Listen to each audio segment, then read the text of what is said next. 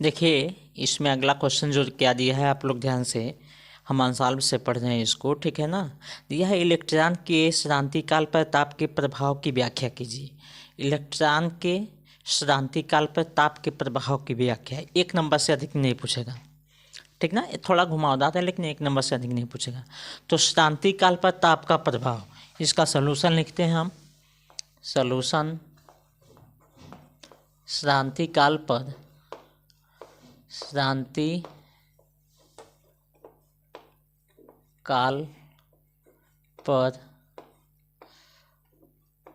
ताप का प्रभाव, ठीक ना। ये आपका हेडिंग हो गया श्रांति काल पर ताप का प्रभाव। इसमें हम लिख देते हैं, उसके बाद आपको समझाते हैं। लिखते हैं, जब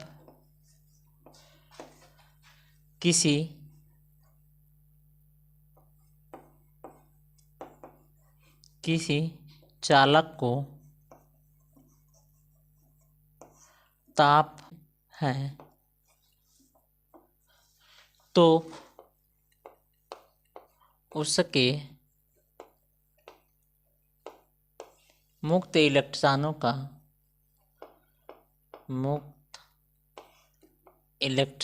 का वेग बदल जाता है। वेग बदल जाता है, ठीक ना। अर्थात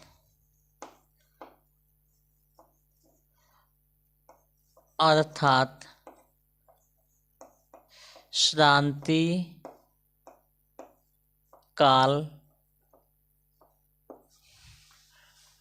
घट जाता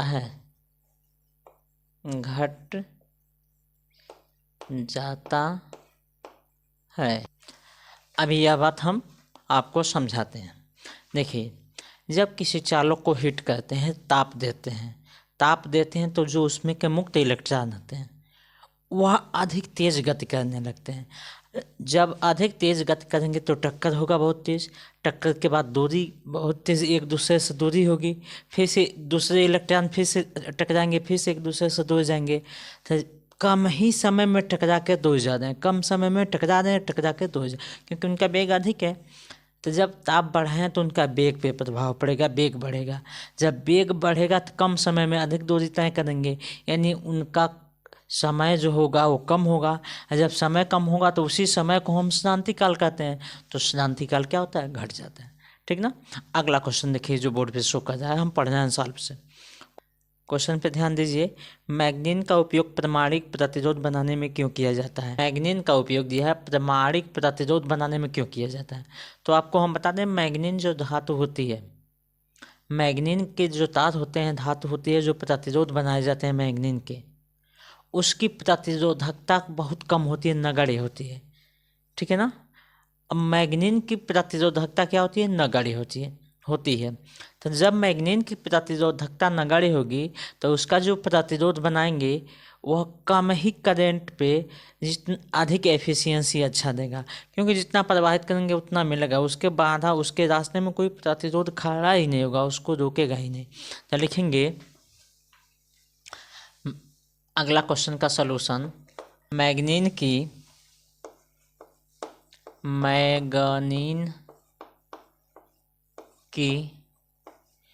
प्रतिरोधकता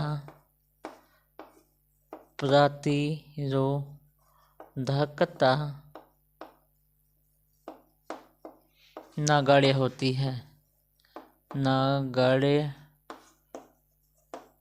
होती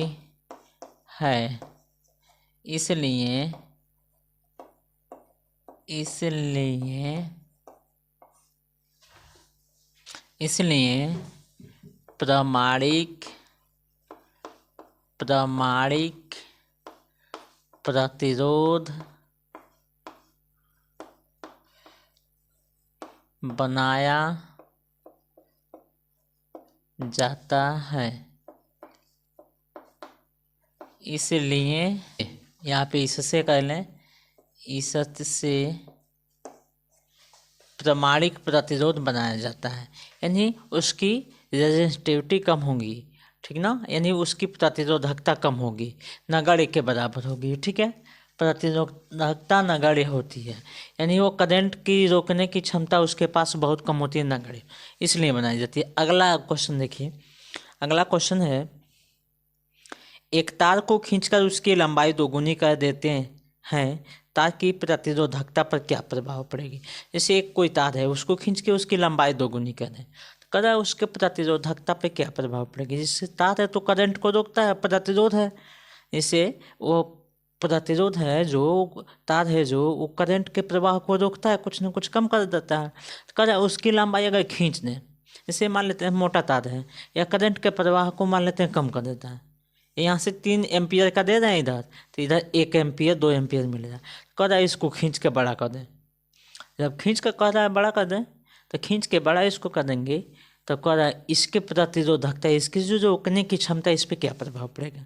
तो यहाँ पे हम आपको बता देते हैं, तार के गुण में हम कोई परिवर्तन नहीं कर रहे हैं, केवल उसकी लंबाई में परिवर्तन कर रहे हैं, ठीक ना, उसका द्रव्यमान वही है, तो केवल उसके लंबाई में परिवर्तन करेंगे, तार के गुण में परिवर्तन नहीं करेंगे, तो उसके प्रतिरोधकता पे कोई प्रभाव नहीं पड़ेगी। तो इसका सलूशन लिखते हैं, तार को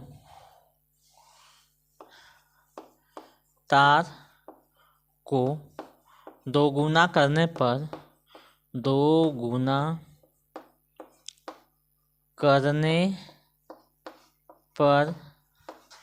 कोई प्रभाव नहीं पड़ता है क्योंकि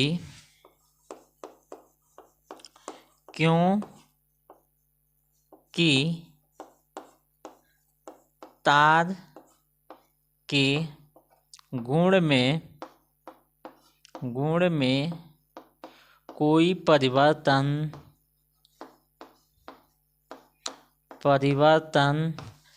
नहीं होता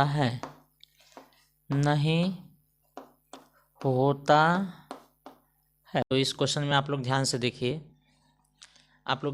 बोर्ड पे क्वेश्चन हम आंसर से पढ़ रहे हैं जो बोर्ड पे शो कर रहा है। तो क्वेश्चन की एक विद्युत प्रेस 225 वोल्ट पर कार्य करने के लिए बनाई गई है, ठीक है। उसके आगे लिखा है उसका प्रतिरोध ज्ञात कीजिए। तो 450 वाट का एक प्रेस है, 225 वोल्ट पे कार्य करने के लिए बनाया गया है, लेकिन प्रतिरोध उसका ज्ञात करना है। तो इसके लिए आइए हम सॉल्यूशन बताते हैं, लिखते हैं गिवन डेट क्या क्या दिया है। तो क्वेश्चन ऊपर शो कर रहा है, देखिएगा इसका लिखते हैं सॉल्यूशन में लिखते हैं गिवन डेट, आप लोग देखिए क्या दिया है, वाट दिया है, कितना है, पी का मान 450 दिया है, कितने वाट का है, 450, कितना वोल्ट है, P इक्वल टू 225, आर का मान पूछ रहा है। तो आप लोग ने फार्मूला पढ़ा है, R equal to V square by P. अब देखिए भी का मान दिया है 225 का स्क्वायर बटा, देखिए पी का मान कितना है 450, 225 में 225 का गुणा कर दें, यानी यहाँ पे रख कार्य हम कर लेते हैं, 225 में गुणा करा दें 225 का, देखते हैं कितना होता है, 5 में 5 का गुणा करेंगे 25 का, 5 हासिल 2 बचा, 5 दूना 10 2 12 हासिल 1 बचा, और 5 दूना 10 1 11, यानी 1125 हो गया। अब 2 से गुणा करेंगे 5 में, 2 पचे 10 के 0 हासिल 1 बचा, 2 दूना 4 1 5 हुआ, 2 दूना 4 हुआ। अब फिर से ऐसे गुणा करेंगे तो 5 दूना 10 के 0 हासिल 1 बचा, 2 दूना 4 1 5 हुआ, और 2 में 2 का गुणा करेंगे 4 हुआ। अब जोड़ दीजिए आप, जब जोड़ेंगे तो ये 5 आ गया, यह 2 आ गया, 5 1 6 आ गया, 5 4 9 1 10 का 0 आ गया, 4 1 हासिल बच गया 5, यानी 50 625, ऊपर का माना गया 50 625 बटा 450। अब भाग दे देते हैं। अब यहाँ पे भाग भी कर लिया जाए, तो भाग देते हैं। यहाँ पे ये रफ कार्य कर रहे हैं, ठीक ना। यहाँ पे भाग देते हैं हम 450 से 50 625 में, 50 625 में बाद में ले चलते हैं एक, तो 450 यह 6 है, नीचे आ जाएगा, घटाएंगे 10 में से 5 कितना हुआ 5, यहाँ कुछ नहीं तो 0, ये कैंसिल कर देते हैं, 2 को उतार देते हैं, एक बाद में ले चलते हैं 450 यह 2 हो गया, 6 में से 5 1 हुआ, 5 में से 4 कितना हुआ 1 हुआ, फिर से 5 को नीचे लाते हैं। अब 2 बाद में ले चलते हैं, 3 बाद में जाएगा नहीं, 2 बाद में ले चलें, तो 2 बाद में ले चलें तो 0 हो गया, 5 दूना 10 का 0 हो गया, हासिल 1 बचा, 4 दूना 8 1 9, 900 हो गया। अब 900 घटा देते हैं तो 5 हो गया, यह 2 हो गया। अभी 11 में से 9 कितना होगा, ये 2 हो गया, 225 दशमलव लगाएंगे, 0 बढ़ेगा। अब 5 बाद में ले चलते हैं इसको, 5 बाद में ले चलें तो 5 0 0, 5 25 का 5, हासिल आया 2, और 5 को 20 और 2 22।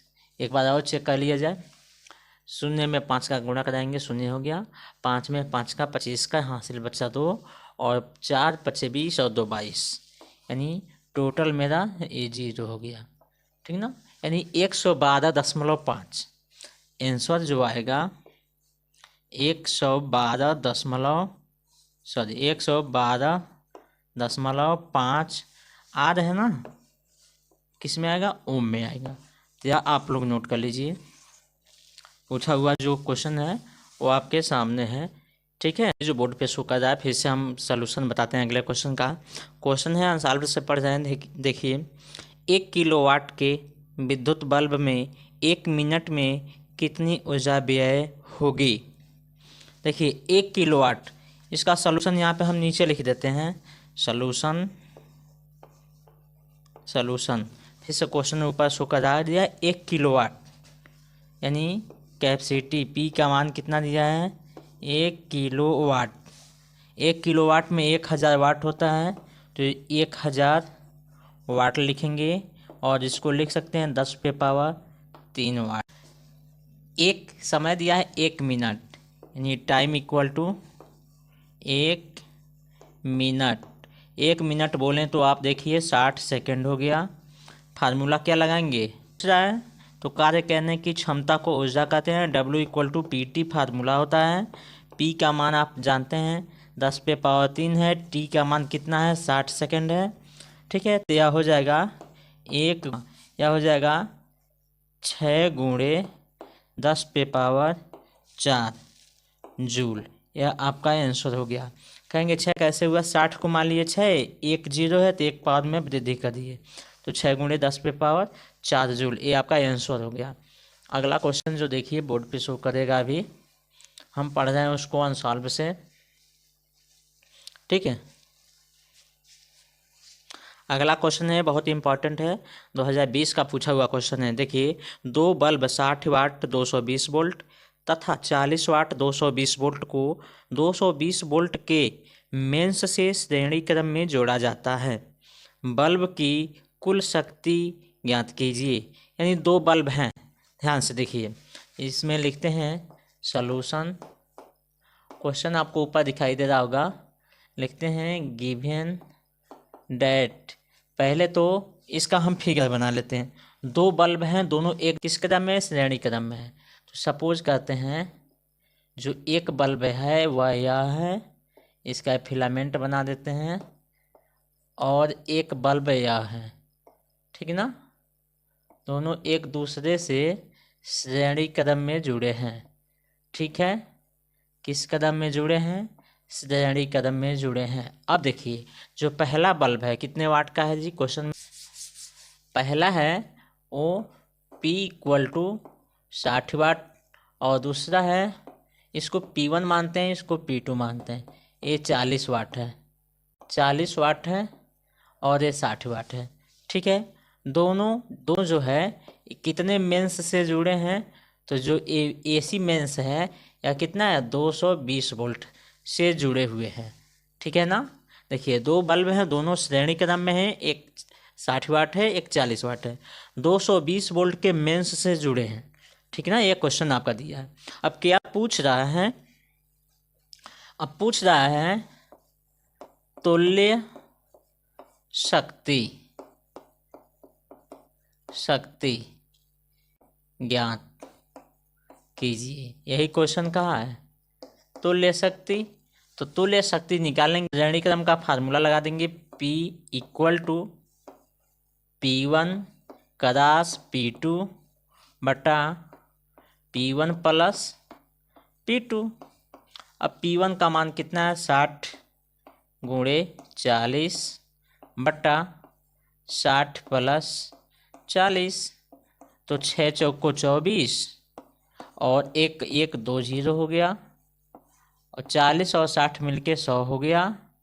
ठीक है ना, ये 2 0 से 2 कट गया, जो इसका टोटल शक्ति है वो 24 वाट आ गया। यही आपका आंसर हो गया, नोट कर लीजिए। क्वेश्चन केवल आपको घुमाया हुआ था। ठीक है ना, तो ऐसे आप लोग क्वेश्चन नोट करते रहिए। क्वेश्चन जो देखिए हम आंसर से पढ़ रहे हैं, ये और इम्पॉर्टेंट है, ये जो क्वेश्चन है ये और इम्पॉर्टेंट है। तो क्वेश्चन देखिए, किसी परमाणु में इलेक्ट्रॉन 0.7 एंगस्ट्रॉम की कक्षा में 6.6 गुणे 10 पे पावर 4 मीटर प्रति सेकंड की चाल से गति कर रहा है। कक्षा में तुल्य धारा ज्ञात कीजिए। यानी इलेक्ट्रॉन की त्रिज्या दिया है। यहाँ से नीचे से हम क्वेश्चन का सॉल्यूशन लगाते हैं। ठीक ना, बगल में थोड़ा सा स्पेस है, यहीं पे उसको सॉल्व कर दिया जाएगा। इसमें लिखते हैं सॉल्यूशन लिखते हैं इसका। सॉल्यूशन में लिखते हैं गिवन डेट देखते हैं क्या है दिया है। इलेक्ट्रॉन का रेडियस दिया है R इक्वल टू 0.7 एंगस्ट्रॉम दिया है। इसको मीटर में बदल दें तो 0.7 गुणे 10 पे पावर -10 मीटर। बात समझ में। और इसको और चेंज करें तो इसको लिख सकते हैं, दशमलव को आगे बढ़ाएंगे तो 7 गुणे 10 पे पावर -11 मीटर। इसके बाद देखिए क्वेश्चन में क्या दिया है। क्वेश्चन में इसका वेग v इक्वल टू 6.6 गुणे 10 पे पावर 4 मीटर प्रति सेकंड। 6.6 गुणे 10 पे पावर 4 मीटर प्रति सेकंड। हमें तुल्य धारा ज्ञात कीजिए, यानी I का मान पूछ रहा है, I का मान पूछ रहा है। ठीक है, I का मान पूछ रहा है तो लगा दिया जाए। I बराबर फार्मूला क्या होता है, I बराबर क्या होता है, Q बराबर IT, I बराबर Q/T। और एक फार्मूला होता है Q/T जो होता है वो Q इंटू F के बराबर होता है। ठीक है, अब निकालेंगे सेकंड में, 1 सेकंड में चली गई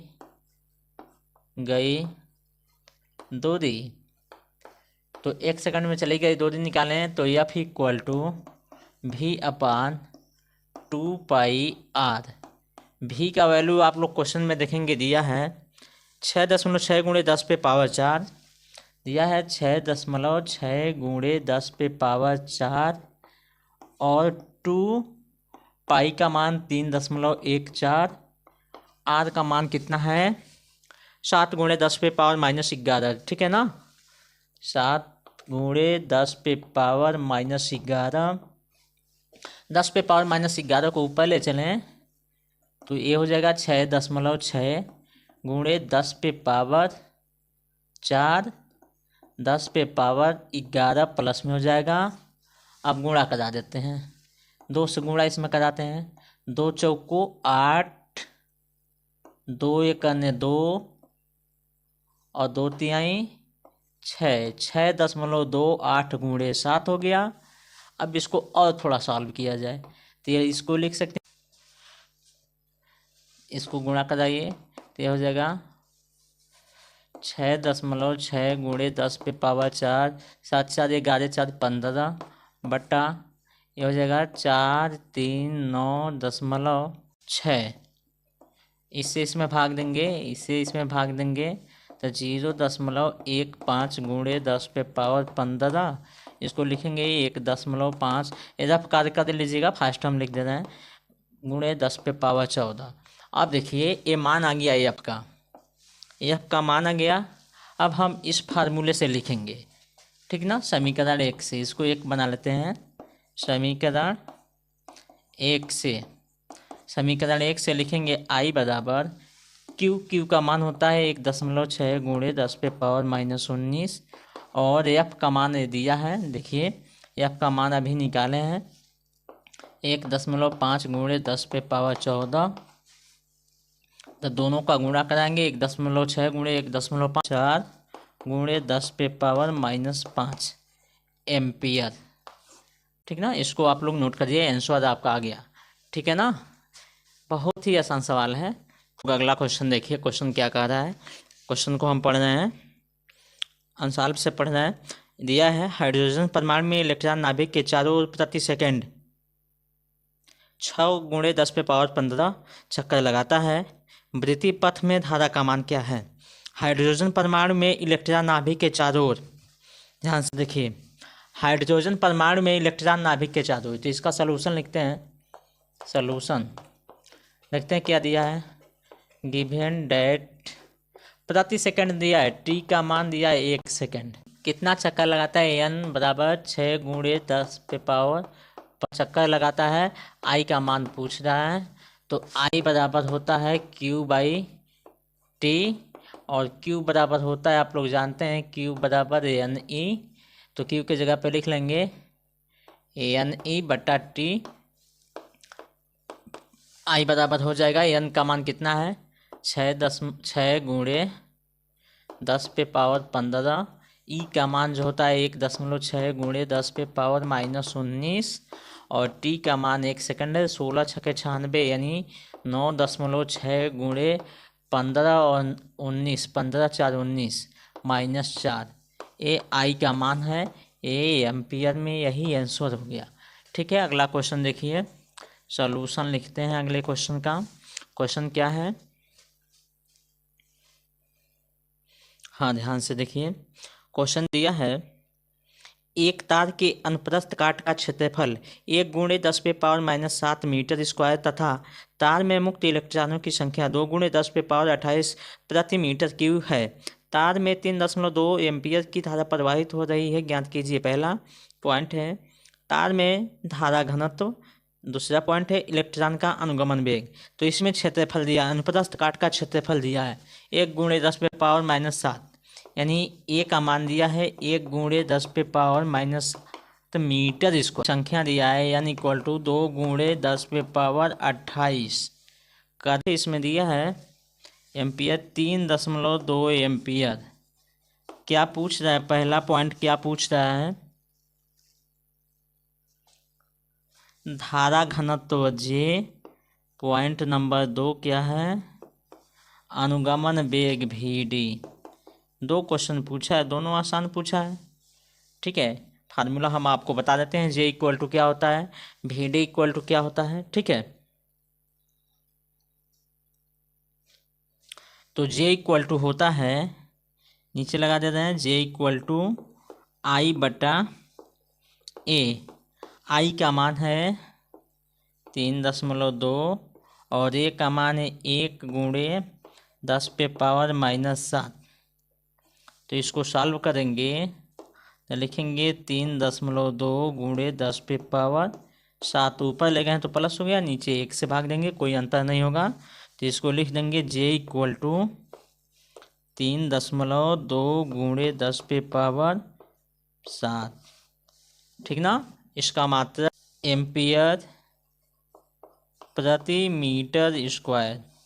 पहले का आंसर, दूसरे का आंसर देखिए। दूसरे का होता है I बराबर NE/A VD।